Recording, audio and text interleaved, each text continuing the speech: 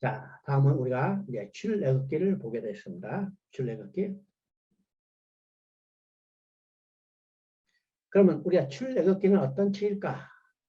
야, 출애굽기는요, 우리가 성경으로 볼 때는 창세기하고 한 페이지 차이에 불과하죠. 한 페이지의 차이에 불과하는데 시간적으로는 400년의 역사입니다.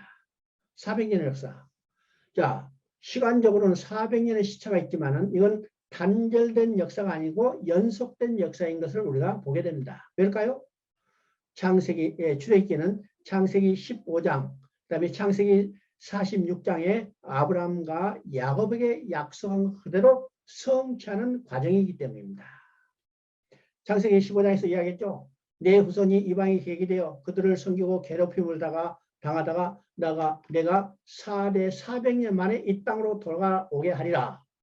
아브라함이 주시던 약속이에요. 또 46장에서 하나님께서 야곱을 애굽에 내려보낼 때 내려가기를 두려워하지 말라. 내가 너로 거기서 큰 민족을 이루고 내가 반드시 너희를 돌아오게 하리라. 바로 출애굽기는 창세기에서 하나님께서 아브라함에게 야곱에게 약속한 내용을 그대로 성취하는 과정이죠. 그렇기 때문에 출애굽기는 창세기하고 연속된 역사인 것을 보게 됩니다. 그러면 이스라엘 백성이 애굽에 내려가서 바로의 노예가 됐어요. 바로의 노예된 이스라엘 백성들을 유월절 어린 양의 피를 통해서 그들을 건져내서 노예로부터 해방시켜서 건져내서 하나님 백성이 되게 만드는 이 과정이 출애굽기죠. 이 육적 출애굽을 통해서 하나님 뭘 계시해요? 사단의 노예된 인간들이 어떻게 해방되는가, 어떻게 구원받게 되는가, 구원의 목적지는 무엇인가를 이 출애굽기를 통해서 보여주려는 겁니다. 그래서 우리가 출애굽기를 정확히 이해한다면 우리가 어떤 과정을 통해서 우리가 구원받았는가, 또 우리의 구원의 궁극적인 목적이 어딘가를 우리가 정확히 알 수 있죠. 인간이 사단의 노예로부터 해방되어 구원될 수 있는 본질적인 문제에 대한 해답을 제공해 주는 것이 바로 출애굽기입니다. 우리가 출애굽기 구조를 보면요, 세 부분으로 나눠서 보게 되는 겁니다. 지금까지 일반적으로 두 부분으로 나눴어요. 1장부터 18장, 그 다음에 19장부터 40장. 그래서 1장부터 18장까지는 그들이 애굽에서 나와서 시내산까지 도착하는 내용이고, 그 다음에 19장부터는 이제 하나님과 언약을 체결하고 율법을 수여하고 성막을 완공하는 그런 단계입니다. 그런데 우리가 이제 조금 더 똑같은 내용이지만은 세 부분으로 나눠서 보는 것이 출애굽을 보는 과정에 좀 더 이해가 쉬워요.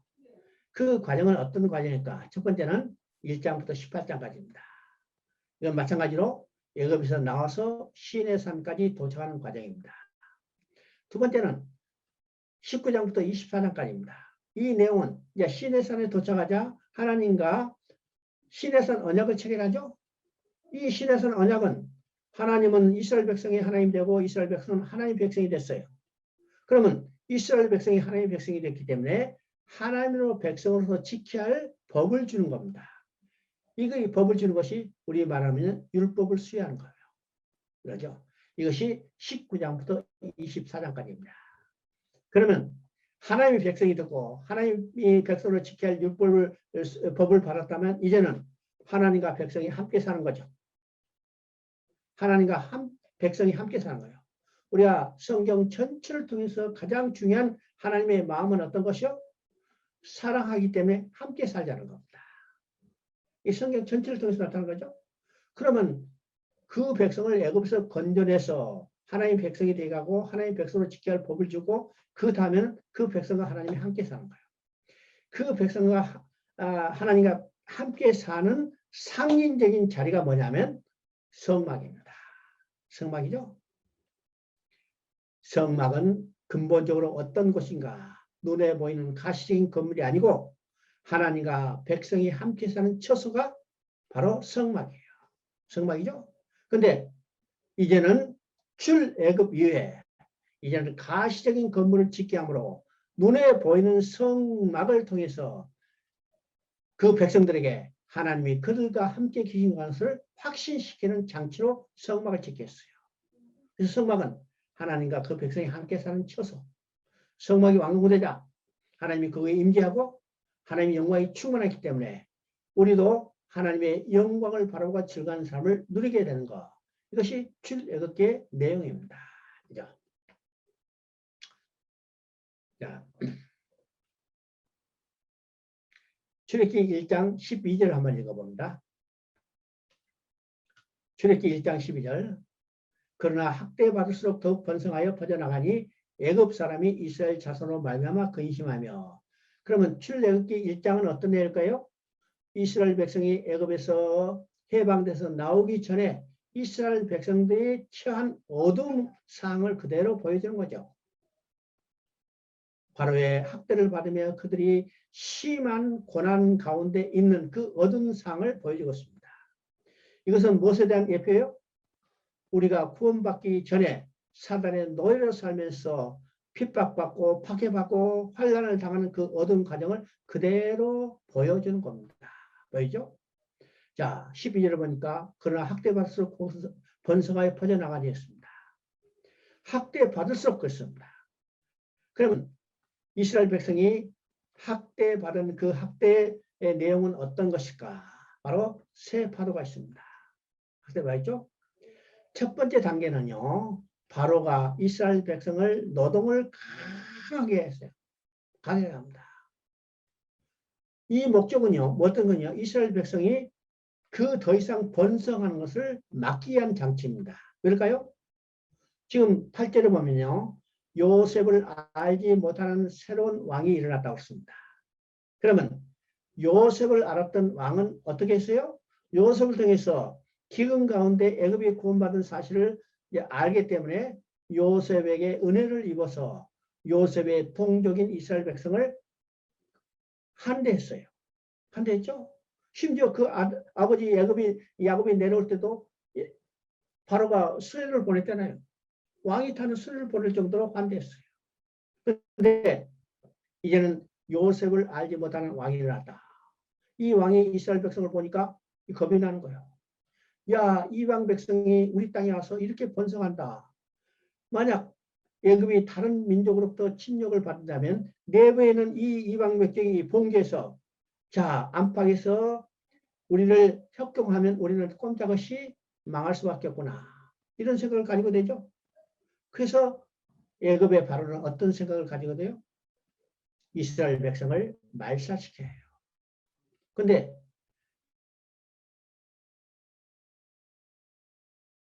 그래서 군사력이 되는 남자는 다 없애고 노동력이 되는 어떻게 해요? 노동력이 되는 여자들은 살려주는 겁니다. 그러죠? 그래서 이스라엘 백성이 번성하지 못하도록 첫 번째 노동을 무겁게 해서 괴롭힙니다. 낮에 너무나 힘들어 일하면 밤에 아무것도 하지 못하죠. 밤에 아무것도 하지 못하면 어떻게 해요? 자식 낳을 수 없죠. 근데 이스라엘 백성은 자식만 뻥뻥 잘랐어요. 실패했죠. 두 번째는 산파를 시켜서 이스라엘 여자들이 아들을 낳으면 다 죽이라고 했습니다. 근데 이스라엘 여자들은 산파가 도착하기 전에 다 자식을 낳아버렸어요. 두 번째 방도 실패했죠. 세 번째는 더 악랄한 방법입니다. 아들을 낳으면 다 나일강 하수에 던지라고 했습니다. 근데 이스라엘 백성은 승격이 됐어요. 이제는 보니까 모세가 태어났는데 석 달 동안 승격했는데 더 울음소리가 커서 숨길 수 없으니까 나일강에 버렸죠. 자, 이런 세 단계를 통해서 학대를 했지만 이스라엘 백성은 학대를 받을수록 더 번성했다고 했습니다. 우리가 1장에 보면요. 학대를 했지만 이스라엘 백성이 번성하는 이것을 그대로 보여주고 있습니다. 1장 7절을 보니까 그들이 번성하고 땅에 가득 찼다고 했어요. 1장 12절을 보니까 그들의 학대를 받을수록 번성하여 퍼져나왔었습니다. 1장 20절을 보니까 그들이 하나님의 인을 입어서 번성했다고 했습니다. 자, 학대를 받으면 말살하고 소멸되었는데 그들은 더욱 번성했어요. 사단이 아무리 발악을 한다 하더라도 바로가 아무리 학대를 한다 하더라도 하나님의 생명의 원리를 멈출 수가 할 수 없었어요. 생육하고 번성하는 것은 하나님의 역사요. 그것을 제재라고 바라는 것은 사단의 역사죠. 근데 사단이 아무리 바라간다 하더라도 하나님의 생명의 원리를 제지할 수 없어요. 이스라엘 백성이 학대받을수록 더 번성할 수 있었던 것은 이스라엘 백성은 누구예요? 하나님의 약속의 백성이요. 또 하나님이 그들과 함께 계시기 때문이요. 오늘 우리가 누구일까요? 하나님의 약속의 백성이요. 하나님이 우리가 함께 계신다는 사실을 알아야 합니다. 우리에게 고난이 있어요. 학대가 있어요. 핍박이 있습니다. 그러나 우리는 결코 말살되지 않는다는 사실을 우리가 확신해야 해요. 확신해야 합니다. 자, 2장 2절을 한번 읽어봅니다. 2장 2절. 그 여자가 임신하여 아들을 낳으니 그가 잘생긴 것을 보고 그를 석 달 동안 숨겼다고 했습니다. 여기서 이미 설명했죠. 잘생겼다는 말은 하나님이 보시기에 좋았다는 말입니다. 바로 모세를 통해서 이제는 하나님은 잃어버린 백성을 찾아서 구원해서 하나님의 백성으로 만들어서 하나님의 재창조의 역사를 이루어 가실 것을 말하고 있습니다. 알겠죠? 자, 3장 6절을 한번 읽어봅니다. 3장 6절.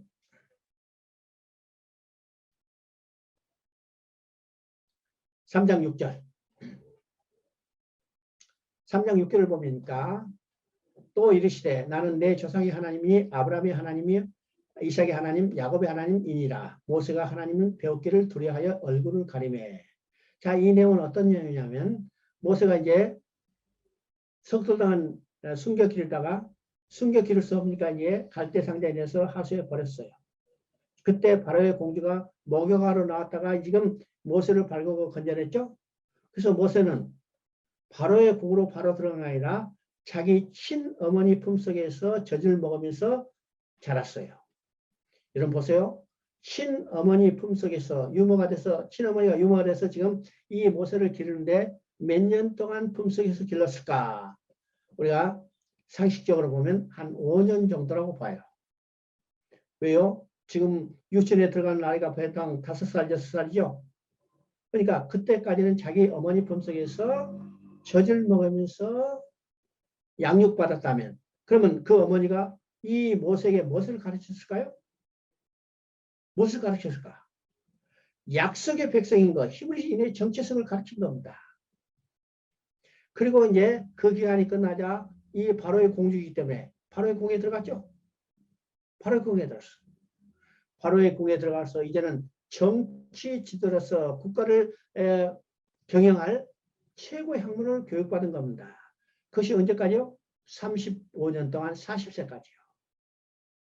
40세가 되자 하나님은 모세 스스로 일을 하다가 그것을 망치게 한 다음에 어떻게 해요? 이제는 미디안 광야에 가서 40년 동안 목자로서의 훈련을 받게 합니다. 왜요? 하나님의 백성을 거느릴 목자로서의 훈련은 정치지로서의 훈련과는 다른 목자로서의 훈련이 필요하기 때문이죠. 그래서 모세는 3단계 훈련을 거치고 이제는 80세 하나님께서 이제는 훈련 기간이 다 끝난 후에 글을 쓰시게 해서 부르시는 내용입니다. 그것이 3장의 내용이죠. 3장의 내용. 떡기름의 불꽃 가운데 하나님께서 모세를 부르자 모세가 뭐라고요? 당신 누구요? 내가 이스라엘 백성에 가서 누가 나를 보냈다고 말씀할까? 했더니 하나님이 자기 자신이 누구인가를 말합니다. 3장 14절 보니까 나는 스스로 있는 자라. 이 스스로 있는 자라는 것은요, 존재의 근원이고 다른 신과는 절대로 비교할 수 없는 절대 유리한 존재인 것을 말합니다. 또 하나님이 누구라고 말씀하세요? 나는 아브라함과 이삭과 야곱의 하나님이랍니다. 아브라함과 이삭과 야곱의 하나님은 어떤 하나님이요? 언약의 하나님입니다. 언약의 하나님. 이 말은 약속한 것을 반드시 지키시는 신실하신 하나님의 것을 보여준 겁니다.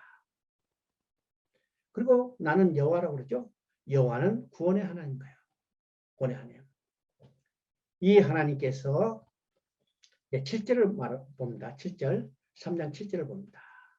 3장 7절을 보니까 여호와께서 이르시되 내가 애굽에 있는 내 백성의 고통을 분명히 보고 그들이 그 감독자로 말미암아 부르짖음을 듣고 그 근심을 알고. 자, 하나님이 모세를 보내면서 지금 말씀하십니다. 여기서 3장 7절에 보니까 세 가지 이 동사가 나오죠. 보고 듣고 그들의 근심을 알고 있습니다. 이 말은 어떤 말일까요? 하나님의 백성이 지금 애굽에 내려가서 바로의 노예로서 지금 고난을 당하고 있어요. 그들이 받는 고통을 하나님이 보고 계시는 거예요. 그들이 근심하고 슬픔에 젖어 신음하는 소리를 하나님이 듣고 계시는 거예요. 그들의 마음과 생각을 다 알고 계시는 거예요. 하나님은 멀리 고고에 앉아 계신 분이 아니라 하나님은 그 백성과 함께 계시며 그 백성들의 고난을 보고 계시고 그들의 부르짖는 신음 소리를 듣고 계시고 그들의 근심을 다 알고 계시는 하나님입니다.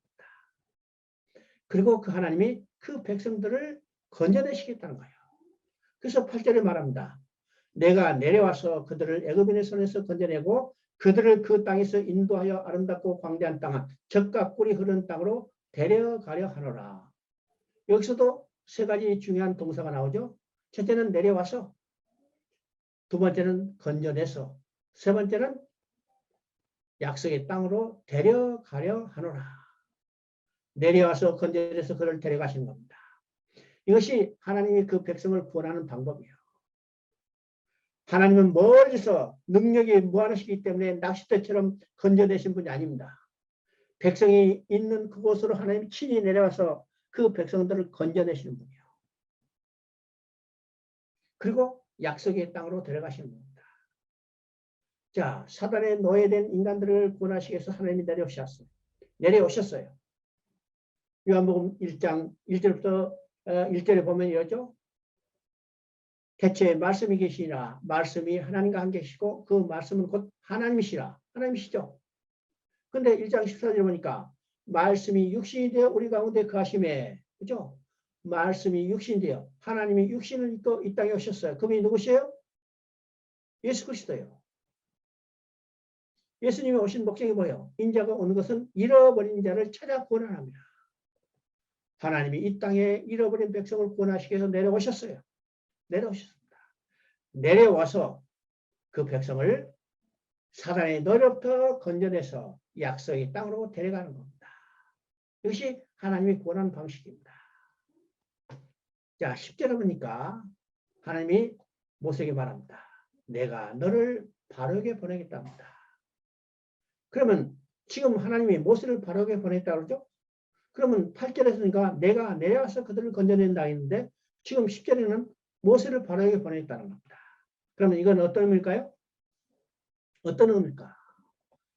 모세가 이스라엘 백성을 구원하실까요? 아니면 하나님이 구원하실까요? 분명히 하나님이 내가 내려와서 그들을 건져낸다고 했어요. 그런데 왜 바로를 보낼까요? 모세를 보낼까요? 하나님은 하나님이 친히 그 백성을 구원하시는데 모세를 도구로 사용하시겠다는 겁니다. 모세를 지팡이로 사용하시겠다는 겁니다. 그러니까 구원하신 분은 누굴까요? 모세가 아니고 하나님이요. 모세는 하나님이 쓰시는 도구에 불과하다는 사실을 우리가 알아야 합니다. 그래서 우리가 성경을 볼 때 성경에 나오는 많은 인물들이 그 사람들이 중심이 아니고 그 사람들을 사용하셔서 하나님이 구원을 이루시는 하나님의 손길을 바라야 해요. 그러면 그 사람들을 누구를 예표해요? 바로 예수 그리스도를 지원해 주겠다는 사실입니다. 정했죠? 그래서 성경을 볼 때 그 핵심이 누구인가를 우리가 정확히 알아야 해요. 자, 11절에 보니까 하나님께서 모세를 바로에게 보내겠다니까 모세가 즉각 펄쩍대면서 말합니다. 내가 누구에게? 이 내가 누구의 이 말은요. 나는 할 수 없어 이 말입니다. 나는 할 수 없어요. 내가 누구에게? 내가 바로 앞에서 이스라엘 백성을 건져낼 수 있습니까? 나는 못해요 이 말입니다. 이건 모세가 자기 자신에서 가장 정직하게 고백한 내용입니다. 자, 보세요. 40년 전에 모세는 어떤 신분이었어요? 바로의 왕자였어요. 왕자였죠. 근데 애굽의 왕자의 신분일 때도 히브리 사람이 두 사람이 싸우는 것을 해결하지 못하고 죽이겠다니까 죽음을 피해서 도망갔어요. 그러면 도망가서 40년 동안 모세는 뭐 했어요? 이름도 없고 찾을 수도 없는 이 미디안 광야에서 양치기를 했어요. 여러분 보세요. 40년 전에 애굽의 왕자였던 이 바로를 누가 알아주겠습니까? 또 40년 동안 이름도 없는 미디안 광야에서 양치기 하던 이 모세가 바로의 궁에 바로를 만날 수 있겠어요? 바로는 모세는 자기 자신에서 정확히 자기를 알고 있죠. 나는 할 수 없어요. 여러분, 우리가 바로 이 모습입니다. 하나님은 우리를 부르셨어요. 저 죄와 허물로 죽었던 영혼들을 살려라. 우리가 살릴 수 있어요?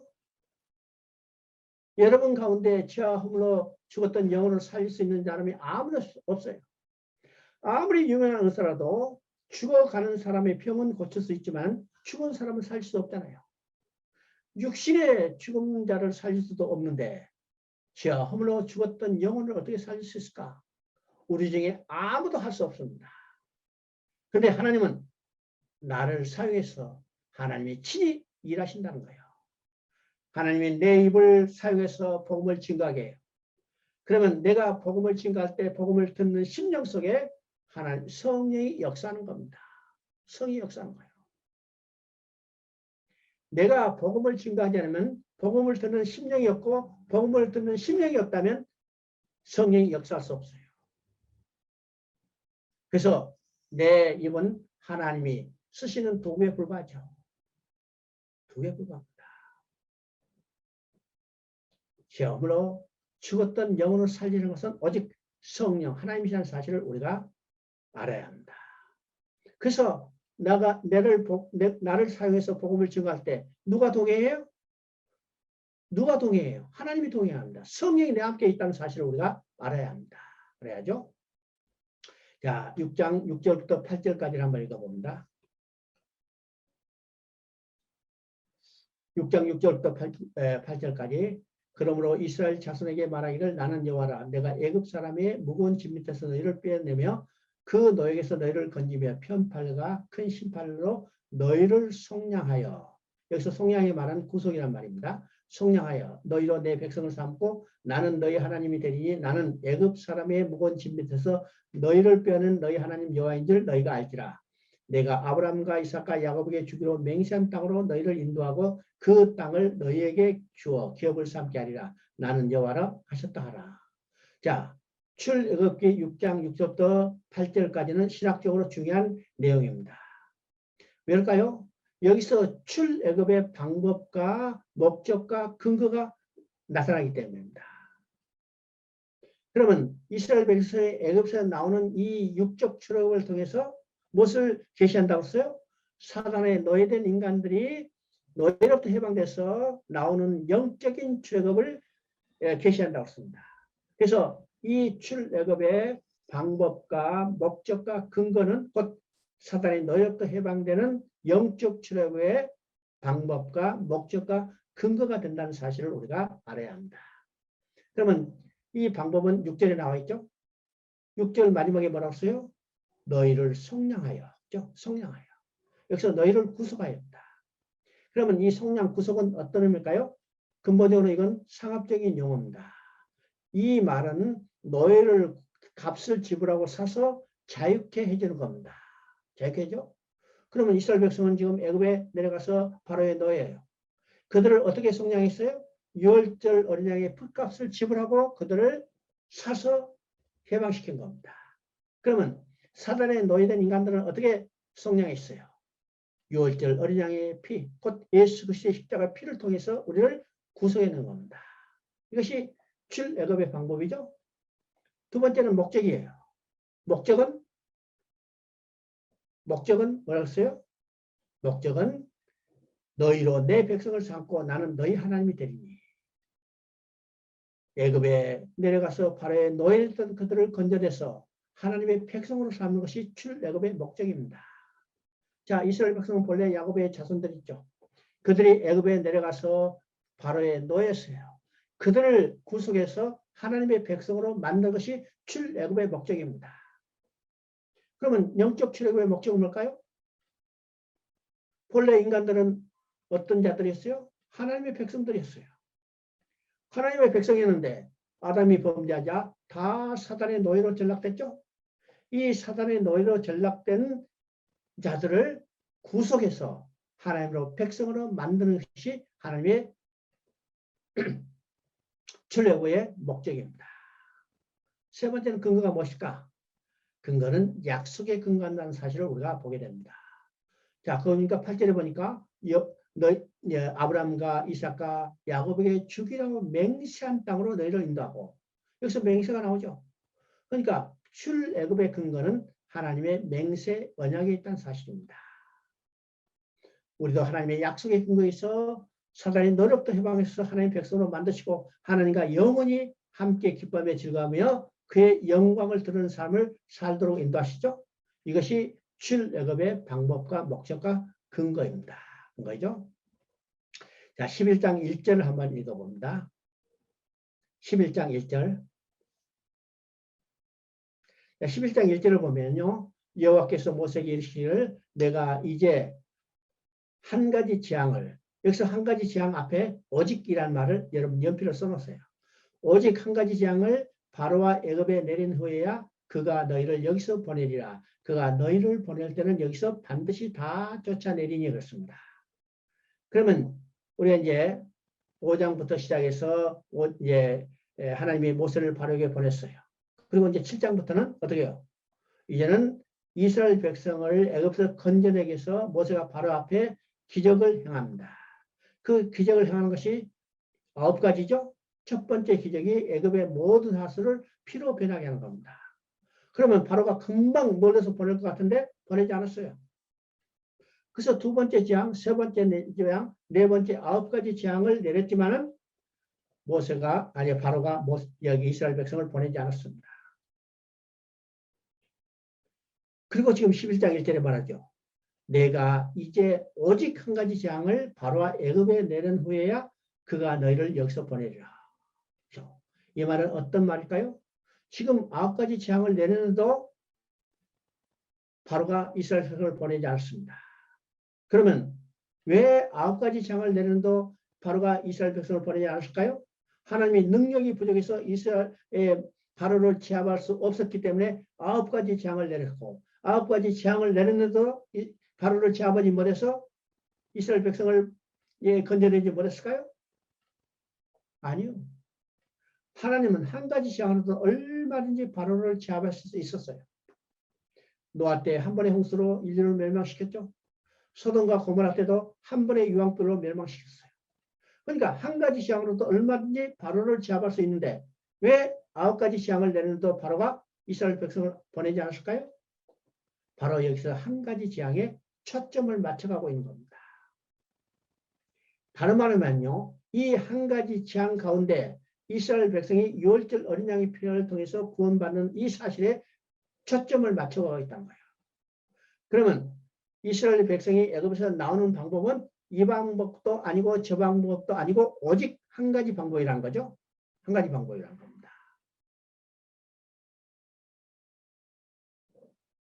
그 한 가지 방법은 어떤 것일까? 바로 그 한 가지 방법이 12장에 나오는 12장에 나오는 유월절입니다. 그러면 이 한 가지 재앙은 어떤 재앙일까요? 애굽의 모든 장자가 다 죽임을 받는 그 마지막 재앙입니다. 그 재앙 가운데 이스라엘 백성은 유월절 어린 양의 피를 통해서 한 생명도 해함을 받지 않고 다 애굽의 노예로부터 해방돼서 나오는 것을 말하는 겁니다. 말하는 거죠. 자, 12장을 한번 봅니다. 12장 7절 한번 읽어봅니다. 12장 7절. 야, 그 피를 양을 먹을 집 좌우 문설주 인방에 바르러 왔습니다. 자, 12장 13절 한번 읽어봅니다. 12장 13절. 내가 애굽 땅을 칠 때 그 피가 너희의 사는 집에 있어서 너희를 위하여 표적이 될지라. 내가 피를 볼 때 너희를 넘어가리니 재앙이 너희에게 내려 멸하지 아니하리라 했습니다. 자, 그러면 12장 1절부터 14절까지는 유월절 규례에 대해서 말씀하고 있습니다. 그러면 유월절 규례는 어떤 것일까요? 자, 그 달 10일에 유월절 양을 준비했다가 14일 저녁에 양을 잡아서 고기는 먹고 피는 지금 7절에 이야기한 것처럼 문설주, 임방에 바르라고 했습니다. 그래서 13절에 보니까 그 문설주 임방에 바른 피가 표적이 돼서, 그렇죠? 피가 표적이 돼서 너희를 넘어가리니 그렇습니다. 넘어가랬죠?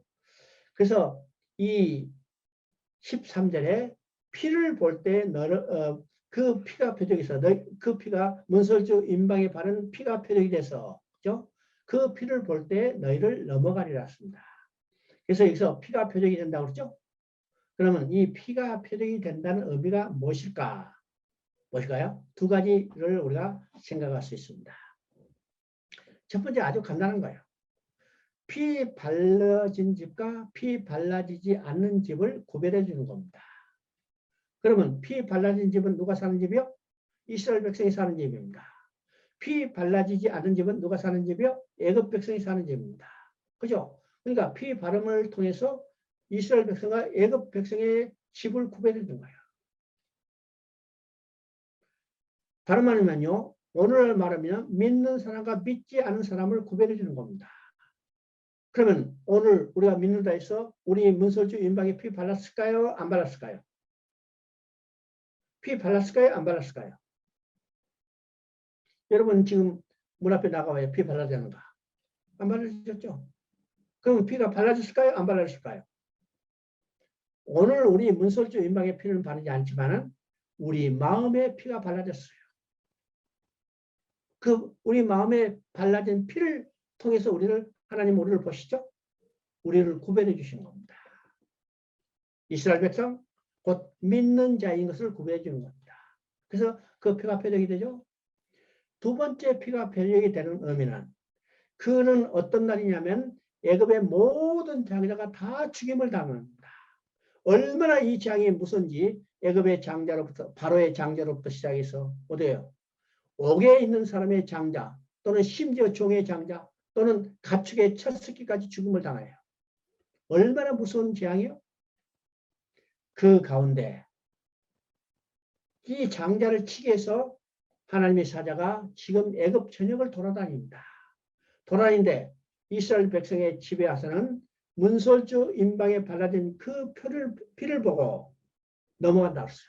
그 피가 표적이 돼서 넘어간다 했죠. 넘어가기 때문에 우리는 6월절이라고 합니다. 그래서 패스오버라고 그러죠. 6월 넘어가기 때문에 6월절이라고 해요. 그러면 왜 그 피를 보고 넘어갈까요? 그 피를 통해서 이스라엘 백성이 사는 집에는 이미 죽음이 있었다는 것을 인정하는 겁니다. 그러면 이스라엘 백성의 집에는 죽음이 있었는데 누가 죽었어요? 이스라엘 백성의 장자 대신 6월절 어린 양이 죽었어요. 여기서 우리가 또 한 번의 대속교회가 나오죠. 이 대속교회는 언제 나타나는가? 창세기 22장에서 이삭 대신 수풀에 걸린 수양이 대신 죽었어요.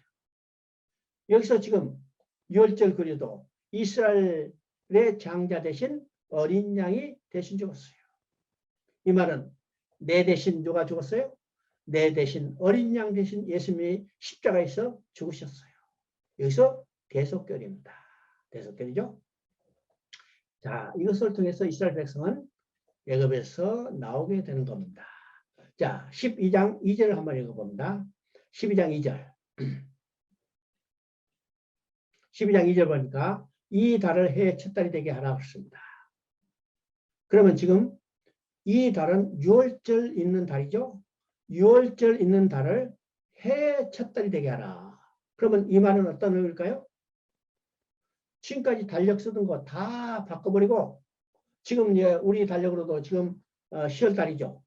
10월 달에 이 달이 6월절을 지킨다면 이 달을 어떻게 만들어요? 1월 달로 만들어는 겁니다. 해의 첫 달 되게 하는 거예요. 그러면 이 말은 어떤 말일까요? 달력이 바뀌는 겁니다. 달력이 바뀐다는 것은 연대가 바뀌는 것을 의미하죠. 연대가 바뀐다는 것은 역사가 바뀌는 것을 의미합니다. 우리가 역사를 배웠죠. 그래서 이제 고대부터 시작해서 나라가 생겨요. 신라, 그 다음에 고려, 그 다음에 조선. 이게 나오죠. 그러면 왕조가 바뀌면 연대가 바뀌죠. 연대가 바뀌는 것은 뭐가 바뀌었어요? 왕조가 바뀌고 역사가 바뀌었다는 것을 말합니다. 역사가 바뀌었다는 말하는 거예요. 그러면 이 달을 해의 첫 달이 있다는 것은 6월절을 기점으로 해서 뭐가 바뀌어요? 역사가 바뀌는 겁니다. 역사가 바뀌는 거예요. 놀랍게도 오늘 우리가 지금 역사의 기점이 뭐냐 하면 유월절이라는 사실을 알아야 합니다. 금년이 2021년이죠.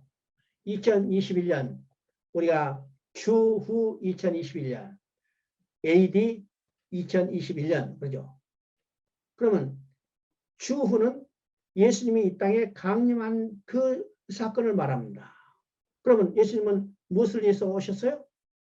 유월절 어린 양이 되기 위해서 오셨어요. 인자가 온 것은 많은 사람을 위한 대속멸이 되어야 합니다. 대속멸, 십자가에서 유월절 어린 양이 되셔서 죽으시게 오셨어요. 그러면 우리의 예수님의 오심을 기점으로 해서 역사를, 연대를 계산하죠? 그러면 모든 역사의 기점은 뭘까요? 바로 유월절이 있다는 사실을 알아야 합니다. 자, 오늘날 이 연대는 세계 만민이 다 공통적으로 사용하는 겁니다. 유대인도, 이슬람교도, 불교도도, 저 힌두교도 다 이 연대를 쓰죠. 연대를 씁니다. 물론 그들이 자기 나름대로의 불기력인지 또 이슬람이 연락을 쓰지만 근본적으로 공통적으로 쓰는 것은 우리가 쓰고 있는 이 연대를 쓰고 있어요. 이 말은 어떤 말입니까? 어떤 종교를 가지고 있든지 이 연대를 사용한다는 것은 역사의 주인공이 누구인가를 그들이 인정하는 겁니다. 역사의 주인공은 누구요? 바로 예수님이요. 예수님이요. 이게 놀라운 의미가 있다는 사실을 우리가 깨닫게 되는 겁니다. 자,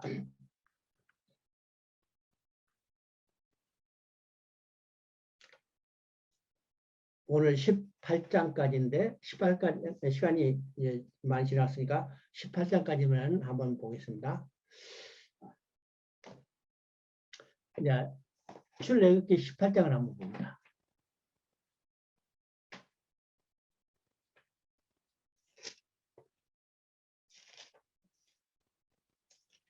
아니, 거기는 이제 필기는 없어요. 제가 읽어볼게요. 18장.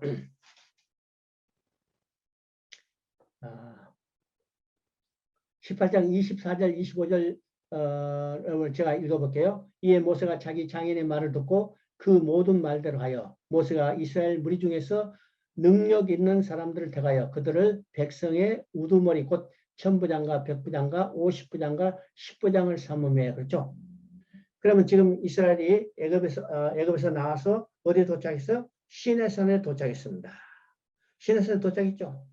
자, 시내산에 도착해서 드디어 지금 여기서 뭘 드려요? 국가 조직이 이루어진 것을 보게 됩니다. 지금까지는요, 오합지졸로 나왔어요. 그죠? 오합지졸로 나왔어. 그런데 시내산에 도착해서 이제는 그들이 천부장, 백부장, 50부장, 10부장 제도를 마련하는 겁니다. 이것은 국가의 조직을 이루는 것뿐만 아니라 군대 조직을 이루는 것을 보게 돼요. 그러면 하나님은 지금 앞으로는 어떻게 해요? 이스라엘을 오합지졸이 아니라 질서 있는 하나의 나라로 이루어 가시기를 원하시는 겁니다. 그래서 시내산에 도착하자 마지막에 행정조직과 군사조직을 이루는 것을 보게 됩니다. 여러분 보세요. 여기서 군사조직은요. 지금 이때 출애굽기에 나오지만은 이 군사조직은 오늘 세계 모든 군대들이 이 조직을 그대로 따르고 있다는 사실입니다.